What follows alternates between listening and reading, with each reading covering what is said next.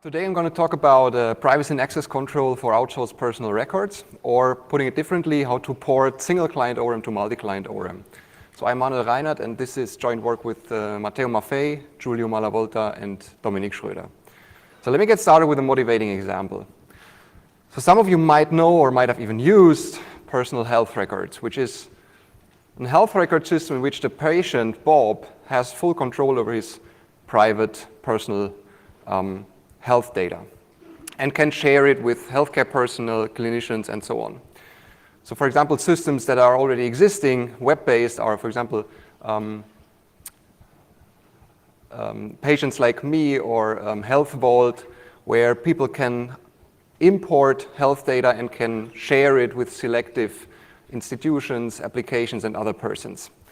And as I said, this is web-based, so we are striving for a solution where the patient puts his data into the cloud and can then, for example, let the nurse retrieve the treatment plan, where the doctor can then add prescriptions for the pharmacy that can then turn into medicine for the patient. Also, the doctor can immediately bill the health insurance for services, and the health insurance can then pay the doctor for this bill. Now, naturally, in this scenario, we have a lot of security and privacy issues, three of which I want to point out here in particular. So the first one being secrecy. That means if the nurse, for example, wants to see the doctor's bill for the health insurance, which is none of her concern, then this should, of course, be prevented. Dually, the integrity of data, that means if the doctor prescribes a generic drug, which is usually cheaper than an original drug, then the pharmacy should not be allowed to change this into the original drug in order to generate more revenue. And finally, we're interested in protecting the patient from the cloud provider, namely obliviousness, meaning that if the doctor, for example, retrieves the treatment plan or the laboratory findings and does some operation on it, the cloud provider should not be able to tell which operation he performed on this data, neither should he be able to tell which of the two files he retrieved. And of course, we're not considering this in this limited scenario only, but we're more interested in a more general scenario where we have, so take your favorite cloud provider, we have the cloud, and we have a database owner who wants to outsource his data to the cloud and wants to share it with selective clients of his choice. Now, if we were only interested in this left part of the scenario, like the database owner and the cloud, then our favorite solution of choice would be oblivious RAM. Oh, sorry.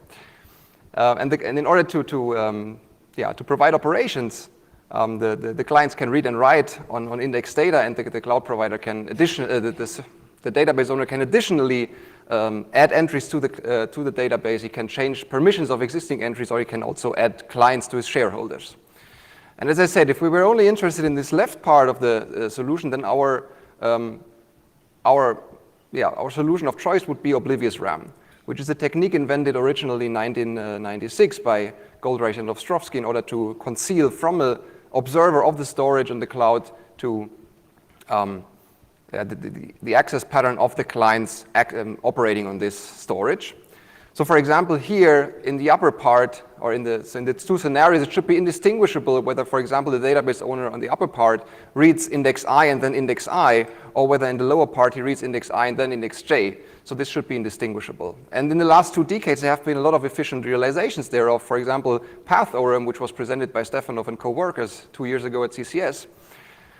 Unfortunately, all of these ORM solutions only work in the single client setting, and they are not trivially to be ported into the multi-client setting. And this is what we are willing to achieve. So our contributions are, first of all, a formal framework in which we define the notion of group oblivious RAM or multi-client oblivious RAM. And we define several security and privacy properties, 3 of which I want to focus today. So secrecy, integrity, and obliviousness against the server, all of which I illustrated before. And we define them, or we formalize them as cryptographic games in a unified attacker model where the database owner is honest, the server is honest but curious, and the clients might be potentially malicious. We have one more restriction, namely that the server should not be able to collaborate or collude with clients. Moreover, addition to this formal framework, we also present 3 different constructions, ranging from a generic one, what we call GORAM, a more efficient one, which we call accountable GORAM, and an even more efficient one, which we call scalable GORAM. And as I said, they are more efficient when we go from left to right, and we have to slightly relax security and flexibility in order to achieve this efficiency. And today I'm going to focus on this lower part of the story. So before I start presenting our own solutions, let me quickly recap what PathORM is doing and how it looks like. So in PathORM, the database is basically a binary tree with n leaf nodes, where n is the number of entries. And every node can capture up to a constant amount of entries. And I abstract away from the stash, which is used in order to achieve non-overflowing buckets today. So I just treat this as the root node. And an entry in PathORM looks like that. So we have an index I and a data D, which are encrypted using symmetric encryption. And throughout the algorithm, we maintain the invariant that indexes of entries are mapped to leaf nodes. And if you want to find an entry in the database, we just look up the leaf index, and we will then find the entry that we are interested in somewhere on the path from this leaf to the root. And intuitively, in order to achieve obliviousness, whenever you access an entry I, you have to remap this index I to a new leaf and maintain the invariant then, meaning that this entry has to lay on the path, on the new path from the leaf index to the root node. So how do the read and write algorithms look in specifically? So as I said, we first look up the leaf index, then we download the path locally on the computer. We locate the entry, and in the case of read, we read the payload. In the case of write, we change the payload. Finally, as I said, we assign a new leaf index, and we have to make sure that the invariant still holds. That means the entry has to lie on the path from the leaf to the root. In this case, the new leaf is in another subtree of the root, so the root is the only common node. So the entry must lay in the root. And in order to conceal from the server what we did, we just re-encrypt the entire path and upload it back to the server. Now this works nice in the single client setting. However, in the multi-client setting, we notice that we have this little symmetric key K here. And of course, you can give access to other clients by handing over this key K. Unfortunately, this is only possible in an all or nothing manner. That means no per file secrecy, integrity, and access control. Either you have access to everything or to nothing. And this is what we achieve in our first solution, GORAM. There, if we look at the entry structure, the first thing we change is, in order to, because we have malicious clients, I will come to this later in the next slide, why we need public key encryption instead of symmetric key encryption. And additionally, what we also add is 2 ciphertexts, cauth and cdata, that you see on the right, which are both predicate encryption ciphertexts. And cauth encrypts 1, cdata encrypts D, the payload. Now, what is predicate encryption and how can it be used to enforce access control? So intuitively, every client gets a secret key SK, which is associated to a predicate F. And roughly speaking, a ciphertext can only be decrypted. A ciphertext that is generated with an attribute X can only be decrypted if this attribute X fulfills the predicate F. So for example, in cauth, we encrypt with predicate XW. W stands for write. That means only clients with write access can decrypt this ciphertext. And cdata is encrypted with XR, which means that only clients with read access can decrypt this ciphertext. Intuitively, cdata stands for secrecy, and cauth is used for preserving integrity. Now, how do the algorithms change? As I said, we have malicious clients. Up to the point where we download the path, everything stays the same. However, we can now not change the payload right away because clients might be potentially malicious, so we just postpone this to the end. Instead, in the first place, we just simulate this read that we do, and we also distinguish between the entry that we read and the entry that we want to write. And there's also an entry which is called D, which is a dummy entry. And just to note, to mention that this entry is only needed to make read and write indistinguishable, as suggested by the original definition of obliviousness. So now, what do we do in the next step?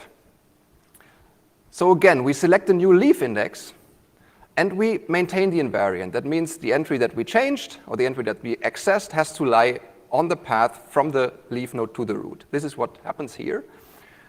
But now we distinguish between read and write. So in the case of write, we put exactly the entry that we want to write in the top position of the root.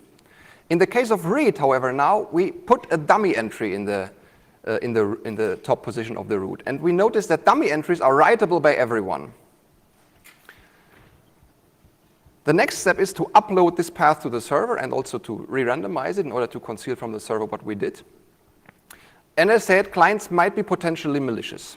So what we add now additionally is an integrity proof on this path, which shows to the server that apart from changing the randomness used for the encryption and the order of the elements, we didn't change anything. The server verifies this and then replaces the path. Now, notice that we have not changed any entry so far, so we just changed the order. So what is left to be done is, as you see this blue box, changing the payload in the case of write. So what we do is we change the top position of the root node in which the entry that we want to write to is laying, or a dummy entry in the case of read, which everyone can write to. And additionally, we attach an integrity proof, which shows that we are eligible to write this entry. And this is how we achieve integrity and the other properties. Now taking a closer look at the efficiency, we see that GoRAM uses these integrity proofs in order to achieve integrity.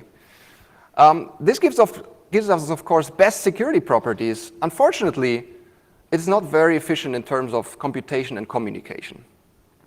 So we thought of ways to improve the efficiency, and one way to do that is slightly relaxing integrity and introducing an after-the-fact enforcement of integrity, namely accountability in combination with logging or auditing. And with this technique, we can then restore the database after a bad action happens, as opposed to not letting the bad action happen at all. So and this is what we achieve in our second construction, accountable GoRAM. So let's see how the entry structure changes. So this is the entry structure of GoRAM. Now what we change, as I said, this public key encryption was only necessary for the integrity proof. So this is the first thing we change. We change back to symmetric encryption. And now we need an accountability mechanism. So what do? We add a chameleon signature of the index, cauth, and cdata signed by the data owner's public key, secret key. And the nice thing about chameleon signatures is that once you know some kind of secret, some kind of trapdoor, you can change the message which is signed without invalidating sigma. And the message in particular, I mean cdata. So if you are able to write to this entry, you will change cdata. And then you have to change the message without invalidating sigma. Now, this trapdoor must hence go to some position where only clients that are able to write to can extract it, which means in cauth. As I said, if you know the trapdoor, you can change the message. You can change the entry. So this is accountable GoRAM. Now, if clients download entries intuitively, they verify whether the signature is valid on the ingredients, and if not, the logging mechanism takes place and the database is restored, and clients are being blamed. I don't want to go into detail because of time reasons. So we thought of how to improve this scheme more in scalable GoRAM, and we noticed that predicate encryption actually gives us much stronger access control properties as we actually need. So predicate encryption gives us role-based access control or attribute-based access control, while we only need read-write access control per entry. And a cryptographic primitive which was exactly designed for this purpose is broadcast encryption. So we exchange predicate encryption for broadcast encryption and simply encrypt for the clients that may write and the clients that may read. For example, broadcast encryption is also used in some pay TV providers, so it must naturally be fast. And in order to prove my claims that this is actually the most efficient solution, let's have a look at the numbers. So when we look at GoRAM on the left figure, we see that, so the red line is for the computation time on the client for reading and writing. The black line is for the computation time for read and write on the server. So you see that these integrity proofs, they take a lot of time. So we need 110 up to 180 seconds, varying the storage size from 1 gigabyte to 1 terabyte. And we see that in the countable GORAM, dropping the integrity proofs, we gain 2 orders of magnitude. That means, so now we distinguish the red line, which is reading, the blue line, which is writing. So we gain 2 orders of magnitude. We drop down to 1.2 seconds up to 2 seconds for reading, and then 1.6 seconds up to 2.4 seconds for writing. Now looking at the scalable solution even, this becomes apparent when we look at the number of clients that vary. So notice that the x-axis on the right is logarithmic scale. So this is actually not an exponential increase, but just a linear one. So I want to highlight here just these 2 numbers. So we have, for 10 clients in a countable GORAM, we need 4 seconds to write and 2 seconds to read.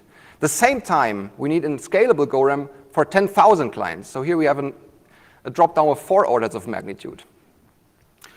And finally, the last comparison is the one to the standard solution path ORAM, the single client solution. So if we look at the overhead in terms of communication, we achieve roughly 1%, more or less. This you can see on the right. So on the left, you see the two communication lines, which are almost overlapping. And combining this with, for example, a mobile connection of 4G or LTE, this gives us a combined communication computation overhead of only 7% for reading and 8% for writing. So hold on. 7% for porting single client to multi-client. I think that's a low price to pay. So let me conclude my talk. So I've shown you a formal framework for group ORAM, where we define several security and privacy properties in a unified attacker model. And I've also shown you 3 different constructions, namely GORAM, accountable GORAM, and scalable GORAM, all achieving, so going from top to bottom, increasing in efficiency, going from the first to the second, slightly decreasing the security, and going from the second to the third, slightly decreasing the flexibility of the solution. And if you only remember 2 things of this talk, remember those 2. Slightly relaxing security properties can highly achieve the efficiency of the schemes. And the second thing, single client ORAM to multi-client ORAM only costs 7 or 8%. Thank you.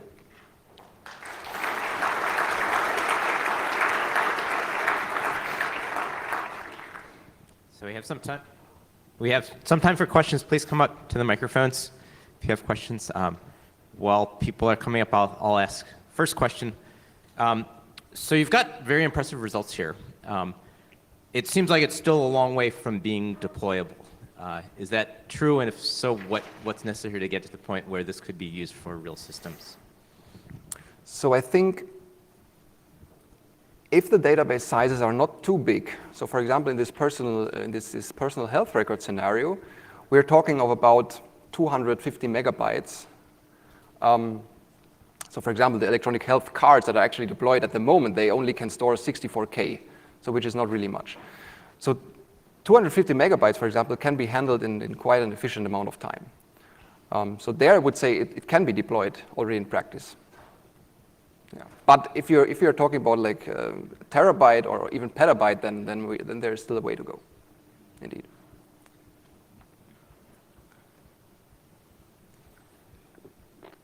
Okay, let's thank our speaker again.